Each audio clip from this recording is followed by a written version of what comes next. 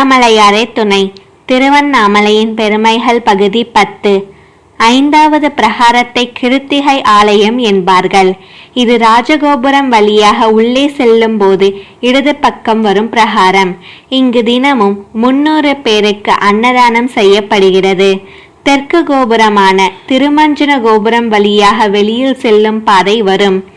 இந்த வழியாக ஆனி மாதம் வரும் ஆனி திருமஞ்சனத்தின் போது நடராஜர், சிவகாம சுந்தரி, மாணிக்க வாசகர் எல்லோரும் ஆயிரங்கால் மண்டபத்தில் பூஜைகள் முடித்துக்கொண்டு இந்த பிரகாரத்தின் வழியாகத்தான் மாடவீதி சுற்றி வருவார்கள். இந்த இடத்தில் உள்ள கம்பத்திலையனார் சன்னதி வரலாற்றை காண்போம். இங்கே அரசாண்ட பிரபுடதேவ காலத்தில்தான் அருணகிரிநாதர் வாழ்ந்தார். இவர் சிறந்த முருக பக்தர் ஆவார். முருகனின் அருளால் இவர் திருப்புகழ் பாடினார். பிரபுடதேவ மன்னருக்கு சம்பந்தாண்டர் என்பவர் அரசவை புலவராக இருந்தார்.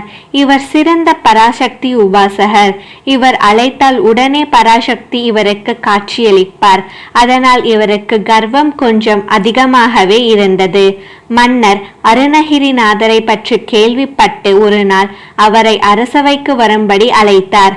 சம்பந்தாண்டர் அரசரிடம் முருக பக்தனான அருணகிரிநாதர் அரசவைக்கு வந்த பின்பு அனைவரின் முன்னிலையிலும் முருகப்பெருமானை அருணகிரிநாதர் காட்சி அளிக்க வைக்க வேண்டும் என்றார். மேலும் சம்பந்தாண்டரும் பராசக்தியை அழைத்து காட்சியளிக்க வைப்பேன் என்றும் சொன்னார். மன்னனுக்கோ மிகவும் பேரானந்தம். இவர்களால் சக்தியையும் முருகனையும் நேரடியாக தரிசிக்கும் வாய்ப்பு கிடைக்கப் போகிறது என்று மகிழ்ந்தார்.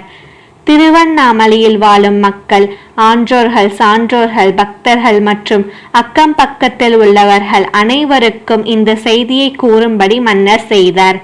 அண்ணாமலையார் கோவிலில் உள்ள சிவகங்கை தீர்த்தக்கரையில் கல் தூண்களால் கட்டப்பட்ட இடத்தில் அரசர், அவர் குடும்பத்தார் மற்றும் அனைவரும் கூடினார்கள். அந்த இடமும் திருவிழா போல் காட்சியளித்தது. மன்னர் முதலில் சம்பந்தாண்டருக்கு முதல் உரிமையை தந்தார். அவர் சிறிது அதிகாரத்துடன் பராசக்தியை அழைக்கும் பாடல்களை பாடினார். வெகு நேரம் ஆகியும் சக்தியின் தரிசனம் கிடைக்கவில்லை. இதனால் மனசோர்வு உற்ற அரசர் அருணகிரிநாதரை பார்த்து முருகனை அழைக்கும்படி சொன்னார். உடனே அருணகிரிநாதர் திருப்புகழை பாட ஆரம்பித்தார். முதலில் முக்தை திருபக்தி திருநகை என்று பாட ஆரம்பித்தார். விரைவிலேயே முருகப்பெருமான் அங்கே உள்ள ஒரு கல் தூணில் மயில் வாகனத்தில் வேலுடன் தூணை பிளந்து கொண்டு ஒரு கணம் அனைவருக்கும் காட்சியளித்தார்.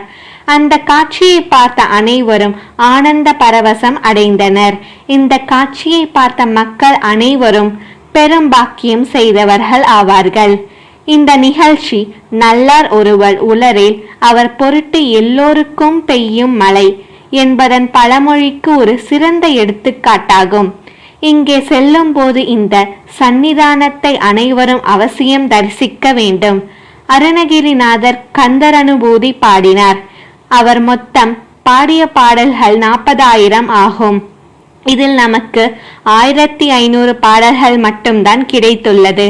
மற்றவை எல்லாம் காலப்போக்கில் அழிந்து விட்டது. இவர் கிளி உருவத்தில் கூடுவிட்டு கூடு மாறிய போது இவருடைய மரக்கட்டை போன்ற மனித உடலை இவருடைய பகைவர்கள் நெருப்பிட்டி கொளுத்து விட்டார்கள். எனவே அவர் கிளி உருவத்திலேயே இருந்தார். பிறகு முருகன் அருளால் அவருக்கு பழைய உடல் கிடைத்தது. ஒரு முறை இவர் வல்லால மகாராஜா கோபுரத்திலிருந்து தற்கொலை செய்து கொள்ள முயன்றபோது இவரை முருகப்பெருமானை தாங்கி பிடித்தார். அப்போது முருகப்பெருமான் அவர் நாக்கில் ஓம் என்ற மந்திரத்தை எழுதினார். இவர் வயலூர், விராலிமலை, திருச்செந்தூர் போன்ற இடங்களுக்கு சென்று பாடல்களை பாடியுள்ளார். இந்த அனைத்து தலங்களிலும் முருகப்பெருமான் இவருக்கு நேரில் தரிசனம் தந்துள்ளார். அம்மன் சன்னதியில் உள்ள கல் தூணில் ஒரு பெரிய கிளி உருவம் உண்டு. இந்த கிளிதான் அருணகிரிநாதர் கிளியாக இருந்த கிளியாகும். இவருடைய ஜீவ சமாதி மகிழமரம் பிரகாரத்தில் அண்ணாமலையார் சன்னதி நேர் பின்புறம் அமைந்துள்ளது. இதன் தொடர்ச்சியை அடுத்த பகுதியில் பார்ப்போம். ஓம் அண்ணாமலையாரே போற்றி. நன்றி, வணக்கம்.